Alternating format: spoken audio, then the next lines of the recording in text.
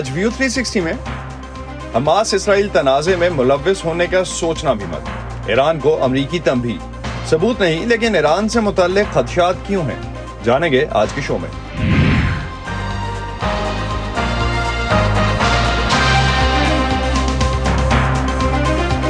Voice of امریکہ کے Washington studios میں آپ سب کو خوش آمدید۔ آپ دیکھ رہے ہیں پروگرام ویو 360 اور میں ہوں اسد اللہ خالد۔ اگر اسرائیل غزہ پر بڑے پیمانے کی زمینی کارروائی کرتا ہے تو علاقائی طاقتوں، خاص طور سے حماس کے بڑے سپورٹر سمجھے جانے والے ایران کا اس پر کیا رد عمل ہوگا؟ یہ سوال اسرائیل اور اس کے سب سے بڑے اتحادی امریکہ سمیت سبھی کے ذہنوں میں ہے۔ امریکی صدر نے اسرائیل کے دورے کے دوران جب یہ کہا کہ اسرائیل کے پیچھے امریکہ کھڑا ہے اور اگر کوئی یہ سمجھتا ہے کہ وہ موقع کا فائدہ اٹھا لے گا تو میں صرف یہ کہوں گا کہ ایسا سوچنا بھی مت۔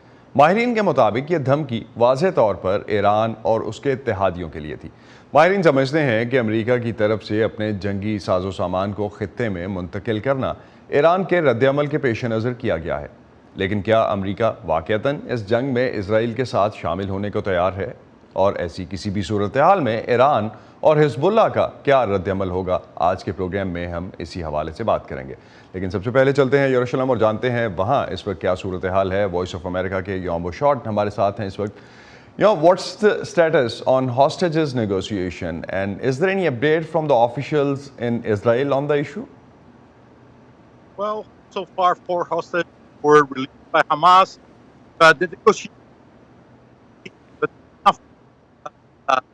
about if there will be new releases.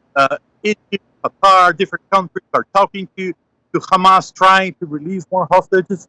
But so far, at this moment, we don't have any solid information that more people are coming out of. یہاں میں بتا رہے تھے کہ جو اب تک جو ہے کلیئرٹی نہیں ہے کوئی اس حوالے سے، 4 ہوسٹیجز جو آخری دفعہ جو ریلیز ہوئے تھے اس کے بعد سے ابھی کوئی اس حوالے سے پروگریس نہیں ہے، اور ابھی بھی اسرائیل میں اس پہ کوئی واضح حکمت عملی یا واضح صورتحال نہیں کی گئی اس حوالے سے۔ So how's the situation in Gaza right now? It's very bad. The UN says the situation there it's tragic. Running out of medicine, to food, water. UN say there are no shelters for so many people there are displaced. Same time, the bombardment continues. The health ministry in Gaza, linked to Hamas, say more than 7,000 people have been killed so far since the beginning of this war. Thousands of them women and children. یہاں بتا رہے تھے کہ غزہ میں اس وقت صورتحال انتہائی خراب ہے، اور یونائٹڈ نیشنز کے مطابق اتنی مخدوش صورتحال اور مسلسل پانی اور خوراک کی کمی ہے، جو شیلٹرز کی کمی ہے، اور اس کے ساتھ ساتھ بمبارڈمنٹ اسرائیل کی طرف سے مسلسل جاری ہے، جس کی وجہ سے 7,000 سے زیادہ لوگوں کی ہلاکتیں ہو چکی ہیں اس معاملے میں۔ Yesterday, what exactly we have seen from President Biden's statement is for Israeli settlers in West Bank that they should stop attacking Palestinians in the areas. So Palestinians, where exactly Palestinians are entitled to be. Has Israeli government done anything to stop its citizens? Well, I've been to the West Bank a lot of times this week. I've met a family that lost 4 members for Jewish settlers attack.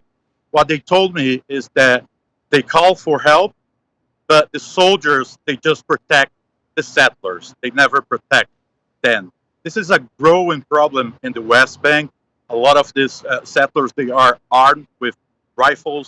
I talked to a guy that was shot 2 weeks ago. So far, more than 100 Palestinians have been killed in the West Bank. Most of them by the Israeli forces, but also a lot of them by the Jewish settlers. The Israeli government is not talking a lot about this. This is an issue that it's been going on for a while, and it's intensified in the last day.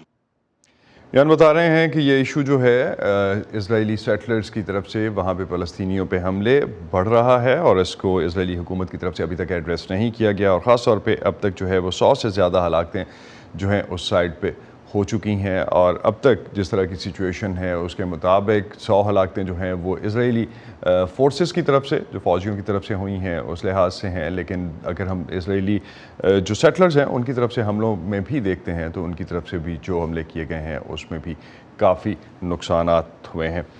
Thank you, Ian. Thanks for updating us from there, and we'll be definitely contacting you in future as well to get more updates from there. Thank you. اسرائیل اور فلسطینیوں کے تنازع میں غزہ کی پٹی کو مرکزی حیثیت حاصل رہی ہے. 7 اکتوبر کو شروع ہونے والی اس جنگ کے دوران بھی غزہ کا علاقہ عالمی توجہ کا مرکز بنا ہوا ہے. اس علاقے کی تاریخ کیا ہے اور حماس نے کس طرح یہاں اپنے قدم جمائے؟ وائس آف امریکہ کی رپورٹ. اسرائیل اور مصر کے درمیان 41 کلومیٹر طویل یہ علاقہ غزہ اسٹرپ یا غزہ کی پٹی کہلاتا ہے. غزہ کی پٹی کے مغرب میں بحیرہ روم، شمال اور مشرق میں اسرائیل اور جنوب میں مصر ہے. غزہ کی کل آبادی لگ بھگ 23 لاکھ ہے.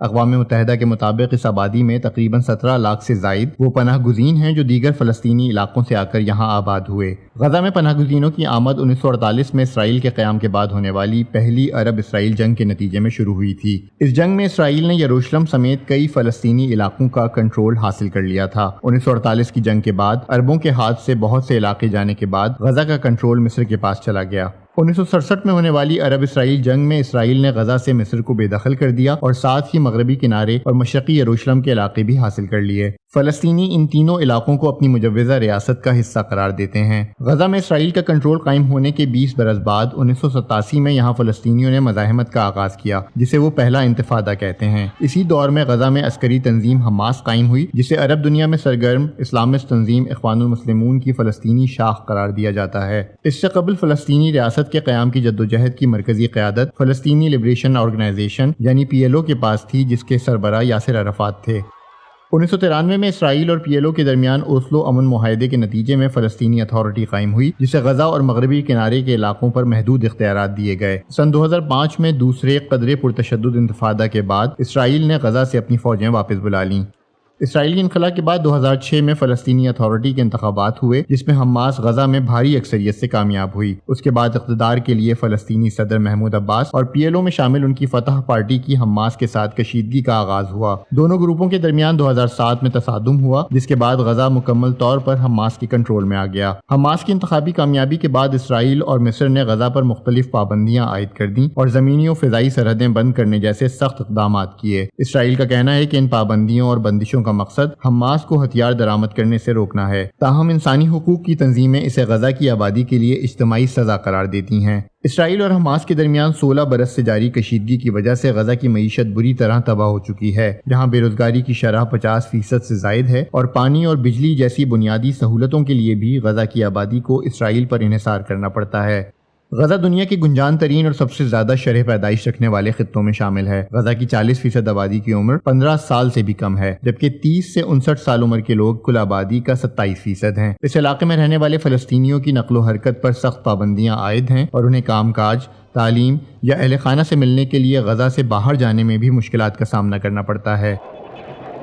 غزہ سے حماس کے راکٹ حملوں اور اسرائیل کی جوابی کارروائیوں کے نتیجے میں 2008، 2012 اور 2014 میں بھی جنگیں ہو چکی ہیں، لیکن ان 3 جنگوں اور 16 برس سے جاری اسرائیلی ناکہ بندی کے باوجود حماس تاحال غزہ میں مضبوط ہے.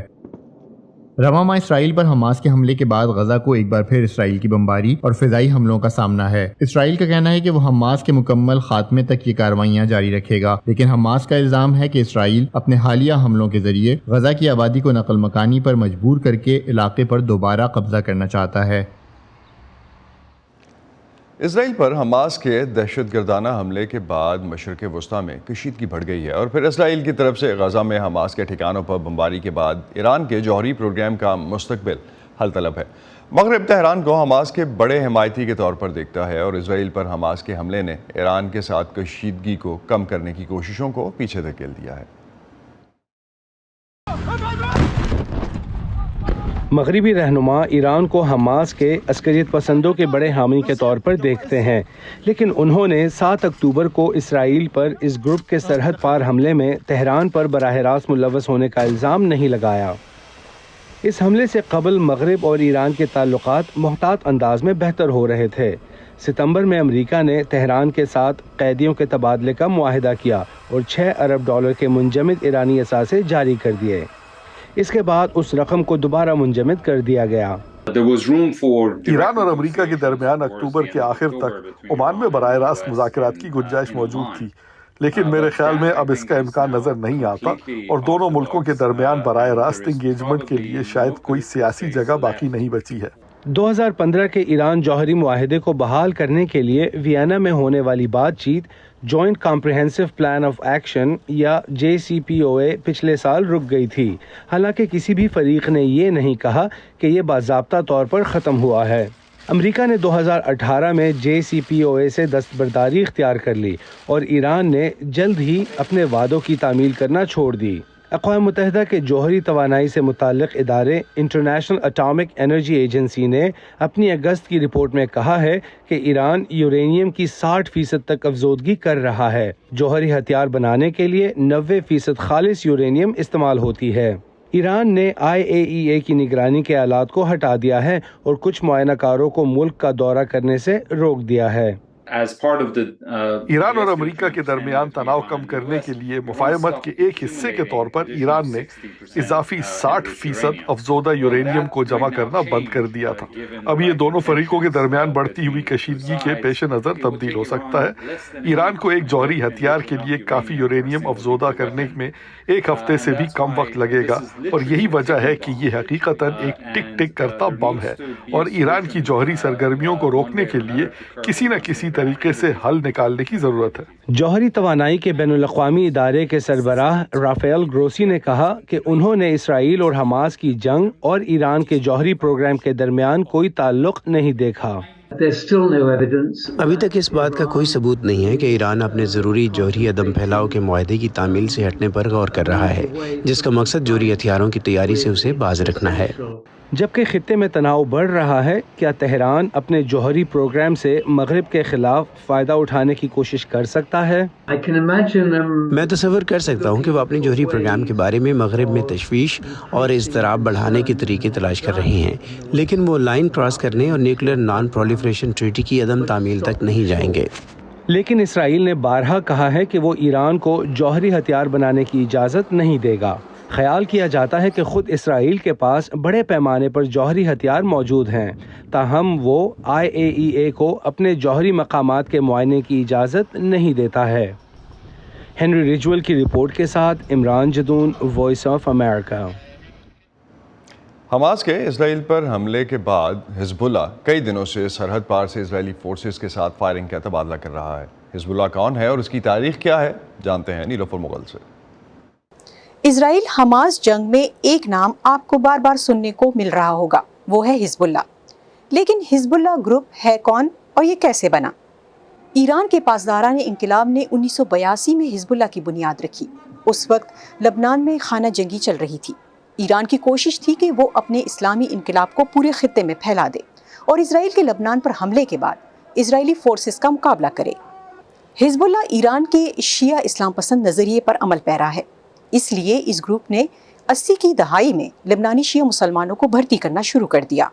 یہ گروپ ایک دھڑے سے ابھر کر اب ایک بھاری مسلح قوت بن گیا ہے، جس کا لبنانی ریاست پر بڑا اثر و رسوخ ہے۔ حزب اللہ کی حکومت میں وزراء اور پارلیمنٹ میں قانون ساز ہیں۔ امریکہ سمیت مغربی ممالک حزب اللہ کو ایک دہشت گرد تنظیم قرار دیتے ہیں۔ امریکہ 1983 میں بیروت میں امریکی مرین ہیڈ کوارٹرز پر خودکش بم حملے کا ذمہ دار حزب اللہ کو ٹھہراتا ہے، جس میں 241 فوجی مارے گئے تھے۔ لبنانی سیکیورٹی حکام اور مغربی انٹیلیجنس نے کہا ہے کہ حزب اللہ سے منسلک گروپوں نے مغربی سفارتخانوں پر خودکش حملے کیے اور 1980 کی دہائی میں مغربی باشندوں کو اغوا کیا۔ حزب اللہ کے لیڈرز کا کہنا ہے کہ یہ حملے چھوٹے گروپوں نے کیے ہیں جن کا حزب اللہ سے کوئی تعلق نہیں ہے۔ 2021 میں حزب اللہ کے رہنما سید حسن نصر اللہ نے کہا کہ اس گروپ کے پاس 1 لاکھ جنگجو ہیں۔ ایران حزب اللہ کو اسلحہ اور رقم فراہم کرتا ہے۔ امریکہ کا اندازہ ہے کہ حالیہ برسوں میں ایران نے حزب اللہ کے لیے سالانہ کروڑوں ڈالرز مختص کیے ہیں۔ حزب اللہ کے پاس راکٹ اور ڈرون سمیت کئی ہتھیار ہیں۔ اس نے 2006 میں اسرائیل کے ساتھ 5 ہفتے کی جنگ کے دوران اپنی فوجی پیش قدمی کا مظاہرہ کیا۔ تنازع کے دوران حزب اللہ نے اسرائیل پر ہزاروں راکٹ فائر کیے تھے۔ اس جنگ میں لبنان میں 1200 افراد مارے گئے، جن میں زیادہ تر عام شہری تھے، اور 150 سے زیادہ اسرائیلی مارے گئے، جن میں زیادہ تر فوجی تھے۔ بہت سے لبنانی شیعہ حزب اللہ کی حمایت کرتے ہیں. وہ کہتے ہیں کہ یہ گروپ اسرائیل سے لبنان کا دفاع کرتا ہے، لیکن حزب اللہ کی مخالفت کرنے والی لبنانی جماعتوں کا کہنا ہے کہ یہ گروپ یک طرفہ طور پر لبنان کو مسلح تنازعات میں گھسیٹتا رہتا ہے. حزب اللہ کے حماس سے گہرے تعلقات ہیں. حماس ایک فلسطینی عسکریت پسند گروپ ہے جسے ایران کی حمایت حاصل ہے. 7 اکتوبر کو حماس نے اسرائیل پر ایسا حملہ کیا جس کی ماضی میں کوئی مثال نہیں ملتی. اس کے بعد سے حزب اللہ نے متعدد بار اسرائیل کے ساتھ سرحد پار سے فائرنگ کا تبادلہ کیا ہے.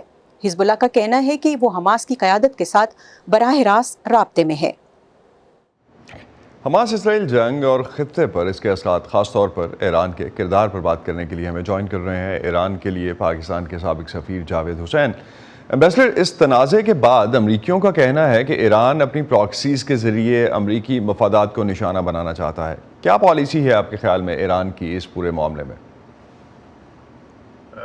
جہاں تک میں سمجھ سکا ہوں، ایران کی موجودہ پالیسی یہ ہے کہ وہ فلسطین کے ایشو کے اوپر فلسطینیوں کے ساتھ کھڑا ہے اور ان کے جو کاز ہے، جو ان کی جد و جہد ہے اپنی حقوق کو حاصل کرنے کے لیے، اس کی پوری حمایت کرتا ہے. نمبر 1.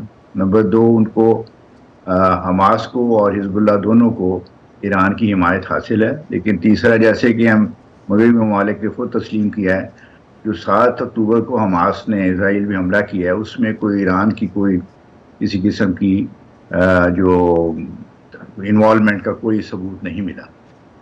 اور جہاں تک میں سمجھ سکتا ہوں وہ یہ ہے کہ ایران فلسطین کے ایشو کے اوپر حماس کو اور حزب اللہ کو یعنی ایک سپورٹ کرتا رہے گا اخلاقی طور پہ اور سیاسی طور پہ، لیکن وہ کوئی ایسا قدم نہیں اٹھائے گا فی الحال کم از کم جس سے یہ جو تنازع ہے یہ ایک زیادہ ایکسپینڈ کرے یا اس کو زیادہ ایسکیلیٹ ہو جائے اور اس کو زیادہ پھیل جائے. کیونکہ ایران کے اپنے جو انٹرسٹ ہیں وہ اس بات کی اجازت نہیں دیتے کہ اس تنازع کو زیادہ پھیلایا جائے. بہرحال اس کے اوپر اور بھی یہ چیز، اس کا جو فائنل کیا اس کی شکل اختیار کرے گی یہ صورتحال، وہ اسرائیل کا جو رویہ ہے اس پہ بھی ڈیپینڈ کرے گا کہ وہ کس طرح سے اس معاملے کو کے ساتھ اس کو ہینڈل کرتا ہے. تو ایمبیسڈر، ایک رائے یہ بھی ہے کہ امریکہ اسرائیل کو زمینی کارروائی پر محتاط رہنے کا مشورہ ایران کی وجہ سے بھی دے رہا ہے. آپ اتفاق کرتے ہیں اس سے؟ میرا خیال ہے اس میں کافی حقیقت ہے، لیکن یہ بھی آپ کو دیکھنا چاہیے کہ یہ خالی ایران نہیں ہے. سارے عرب ممالک اور سارے جو اسلامی ممالک ہیں وہ اس قسم کی کوئی اسرائیل کے جو غزہ میں حملے کی حمایت نہیں کریں گے، بلکہ اس کو سختی سے اس کو اپوز کریں گے. آپ نے دیکھا ہوگا کہ organization of Islamic cooperation, Arab league, سب نے امیڈیٹ سیز فائر کا مطالبہ کیا ہے. وہ ایسا وہ مطالبہ ہے جس کو بدقسمتی سے امریکہ جو ہے اپوز کر رہا ہے اور بعض مغربی ممالک بھی اس کو اپوز کر رہے ہیں.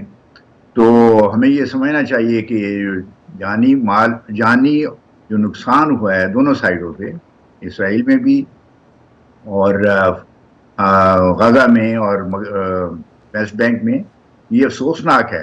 لیکن اس کا ایک بیک گراؤنڈ ہے، جیسے کہ UN سیکرٹری جنرل نے ریسنٹلی کہا ہے کہ یہ کوئی ویکیوم میں یہ واقع نہیں ہوا. اس کے پیچھے اسرائیل کا غزہ کے اوپر اور ویسٹ بینک کے اوپر 56 ایئرز کا ملٹری آکیوپیشن، جو سفوکیٹنگ اس کو UN سیکرٹری جنرل نے کہا ہے، اس کا یہ رد عمل ہے. ہم یہ تو نہیں یہ یعنی اس طرح سے اس چیز کو جسٹیفائی کر سکتے ہیں کہ ایک ملک دوسرے کسی قوم کے اوپر جا کے قبضہ کر لے اور پھر وہ ان کو یہ بھی اجازت نہ ہو کہ وہ اپنے جائز حقوق کے لیے جدوجہد کر سکیں. تو اس لیے یہ کمپلیکیٹڈ ایشو ہے. اس کا فائنل سولوشن یہ ہے کہ جو فلسطینی ہیں ان کو اپنی جو 1967 سے پہلے ان کے پاس جو علاقے تھے ان میں ایک انڈیپینڈنٹ ریاست بنانے کی، یعنی 2 اسٹیٹ سولوشن کی طرف بڑھا جائے. اس کے علاوہ اگر وہ جیسے اسرائیل جو اس چیز کو اب تک مخالفت کی ہے اور خطرہ یہ ہے کہ آئندہ بھی کرے گا، اس صورت میں ایک مستقل امن کا اور پائیدار امن کا وہاں پر غزہ میں اور ویسٹ بینک میں ہونے کا इम्कान मुझे बहुत कम नज़र आता है। लेकिन एम्बेसडर एक चीज़ जो आप बात कर रहे हैं टू स्टेट सोल्यूशन की, टू स्टेट सोल्यूशन जो है वो हमास के अगर हम चार्टर में देखते हैं तो वो तो कहीं नज़र नहीं आता, और वही मगरिब की तरफ से हमेशा जो ओपिनियन दी जाती है, ज़्यादातर जब हम देखते हैं जो ऐसे एनालिस्ट जो कि तनकीद कर रहे होते हैं हमास पे इस हवाले से, उनका पहला पॉइंट ही यही है, और इसराइल ख़ुद ये कहता है, इसराइल के जितने भी ऑफिशियल से मेरी बात हुई वो भी यही कहते हैं कि हमास से तो बात नहीं हो सकती, टू स्टेट सोल्यूशन पे तो मानते ही नहीं है। देखें, अगर उन्होंने टू स्टेट सोल्यूशन जैसे ओस्लो अकॉर्ड में जो 1993 का था उसमें तय हुआ था, उसमें रुकावट किसने सबसे बड़ी डाली है? इसराइल ने डाली है। और अगर उनको हमास के साथ यानी वो नेगोशिएशन नहीं कर सकते तो पैलेस्टीन अथॉरिटी तो है, उनके साथ नेगोशिएशन बातचीत करने से किसने रोका है? तो अगर जब तक इसराइल की अपनी नीयत ठीक साफ नहीं होगी और वो इस इशू को एक बैन जो अक़वाम मुत्तहिदा है उसकी करारदाद जो हैं उनके मुताबिक और जो इंटरनेशनल लॉ के असूल हैं उनके मुताबिक और इंटरनेशनल ह्यूमैनिटेरियन लॉ है उसके मुताबिक तय करने की कोशिश नहीं करेंगे तो ये मसला हल नहीं होगा। तो आपके ख्याल में अमेरिका अपने आप को किस हद तक इस तनाज़े में आगे लेकर जा सकता है? अगला साल इलेक्शन का भी साल है अमेरिका पे। फिलहाल तो मुझे नहीं लगता कि अमेरिका जो है वो इस इशू को एक पायदार इसका हल तलाश करने में कोई बड़ा एक्टिव रोल प्ले करेगा। उनकी कोशिश ये होगी कि इस जो मौजूदा तनाज़ा है इसको कंट्रोल किया जाए, इसको एस्केलेट ना होने दिया जाए और आहिस्ता आहिस्ता वहाँ पे अमन की तरफ बढ़ा जाए, और चाहे वो आर्जी अमन हो सकता है फिर इलेक्शन अगला जब हो जाए और नई यहाँ पे एडमिनिस्ट्रेशन आए तो फिर उसके बाद देखा जाएगा। लेकिन अमेरिका का अगर अपना पुराना किरदार देखा जाए या आजकल जो यहाँ पे अमेरिका के मुख्तलिफ जो पावर सेंटर्स हैं उनके बयानात और उनके जो सरकर्दा लोग हैं उनकी तहरीरें और बयानात देखा जाए तो मुझे नहीं लगता कि America in the near future जो है कोई इस फ़लस्तीनी इशू पे पायदार हल के लिए कोई एक्टिव रोल अदा करेगा। तो ईरान के पास क्या टूल्स हैं इस वक्त जिनसे इसराइल या अमेरिका मोहतात हो सकते हैं? ईरान के पास जो इस हमले से पहले जो खबरें आ रही थी वो यही है कि उनके हमास और हिजबुल्लाह के साथ बड़े गहरे तल्लुकात थे, और अब किस वक्त तक उन्होंने उनको जो है असला या दूसरी चीज़ें फराहम की हैं मैं उसके बारे में कुछ नहीं कह सकता कि मेरे पास वो कोई ऑथेंटिक खबरें तो नहीं हैं। तो हिजबुल्लाह का किरदार फिर क्या लगता है आपको इस पूरे तनाज़े में? हिजबुल्लाह का क्या किरदार हो सकता है? हिजबुल्लाह जो है वो देखेगा, मेरा ख्याल में जो मैं अंदाज़ा लगा सकता हूँ वो कि इसराइल जो है गज़ा के साथ किस तरह इस इशू को हैंडल करता है। अगर इसराइल एक हद से ज़्यादा बढ़ गया है गज़ा के लोगों के ऊपर मज़ालिम करने में, जैसे कि आप खबरें आ रही हैं 7,000 से ज़्यादा वहाँ लोग शहीद हो चुके हैं, इसी तरह वेस्ट बैंक में भी उन्होंने काफ़ी लोग शहीद कर दिए जाके, हालांकि जो हमला हुआ था उसमें वेस्ट बैंक के किसी पार्टी या ग्रुप का कोई तल्लक नहीं था, लेकिन उसके बावजूद फिर सेटलर्स को जिस तरह से सपोर्ट किया जा रहा है, आपकी अपनी खबरें अभी आ रही थी कि वहाँ के पैलेस्टीनियन जो लोग हैं उनके खिलाफ सेटलर्स को पूरी सपोर्ट दी जा रही है। तो इसराइल का अपना किरदार बड़ा नामुनासिब, नाखुश यानी ज़ालिमाना है, और इन हालात में ये तवक्को करना कि जो मजलूम कौम है यानी फ़लस्तीन जो मफतूह कौम है इस वक्त इनके ऊपर इसराइल का मिलिट्री ऑक्यूपेशन है, वो चुप करके बैठे रहें और जुल्म सहते रहें और आवाज़ भी ना उठाएं और अपनी जद्दोजहद भी ना करें, तो ये तो किसी लिहाज से इसको जस्टिफाई नहीं किया जा सकता। एम्बेसडर क्विकली लास्ट पे अगर इस हवाले से बता सकें कि ज़मीनी कार्रवाई होती है तो आपको लगता है कि ये एक्सपेंड करेगी जंग खत्े में? उसका ख़तरा फिर हो सकता है अगर ये इसराइल ने जैसे कि खबरें आ रही हैं कोई बहुत बड़ा गज़ा पे हमला करने का इरादा रखता है तो मेरी फीलिंग है या मेरी राय है कि उस सूरत में फिर इस इशू को या इस तनाज़े को या इस सूरत हाल को में एस्केलेशन हो सकती है और ये फैल सकता है। बहुत बहुत शुक्रिया एम्बेसडर जावेद हुसैन, आप हमारे साथ थे। नाज़रीन, इसी पे ख़त्म करते हैं आज का व्यू 360। स्टे सेफ और पाकिस्तान और खित्ते समेत दुनिया भर की अहम खबरों के लिए आप हमारे सोशल मीडिया प्लेटफॉर्म समेत हमारी वेबसाइट पर भी आ सकते हैं। असदुल्लाह खालिद को इजाज़त दीजिए। खुदा हाफ़िज़।